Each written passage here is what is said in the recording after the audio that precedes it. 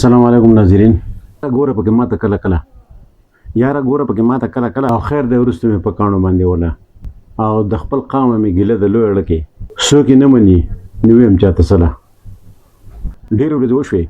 او پاکستان تقریبا د تېرې دریو میاشتو نه لګیا دی او د امن او د صلح کوشش کوي او د ایران دپاره یې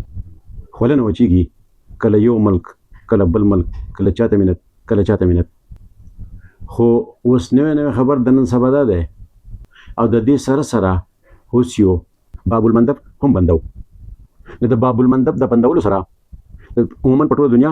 خصوصا په سعودي عرب باندې ډېر غټ اثرات پرېوځي او تجارتي معاملات ټول پیل کېږي. اوس یو ته زه حیران یم چې نن داو خلاف خپل عوام خپل پوځ هم راوتی دی چې یاره موږ د دې بدماشي نه منو او موږ د دې په مسلمانانو ملکونو باندې حملې نه منو ځکه چې دا حملې به یو ورځ د عالمي جنګ سبب جوړ شي او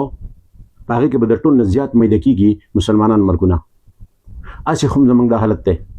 چې موږ د الله تعالی او د الله تعالی د رسول خبره نه ده منلې او موږ خپل تیاری د مخکې نه مکمل زموږ نه دی.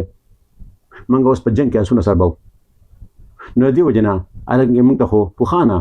الله او د الله رسول ښوول وه چې ځان تیار ساتئ دشمن مقابله کې. موږ تیاری وشروع کړو خو بیا هم ډېر آیت درست آیت بیا هم ډېره غوره خبره ده که فرض کا ایران ترکی پاکستان کویت یمن وغیره د مسلمانانو ملکونه یو شي او یو اواز یو موټی شي نو ان شاء الله تعالی چې دنیا یو طاقت به بیا هم دې ته ونه ګوري. په بل طرف د وګورو نو امریکې هم ښکرې تېره کړلې او غاښونه هر وخت تېرې او اوس هم د 1400 شپو د حملو نه وروستو د B1 بمبار تیارو چې سوپرسانیک د اواز نه تیزې تیاري دي د هغې حمله په ایران باندې کول غواړي او ډېر زر ده چې حملې امکان دی خو چې څومره امریکا په ایران باندې حملې کوي دومره ایران په مسلمان ملکونو باندې او په خلیجي ملکونو باندې حملې خپلې تیزوي. نو دغه ځای کې زموږ ګیله پیدا شي او دغه ځای کې چې زموږ رور ایران چې د هغې دپاره په پاکستان کې 25 کروڑ عوام روزانه سوالونه الله تعالی ته کوي او د هغوی دپاره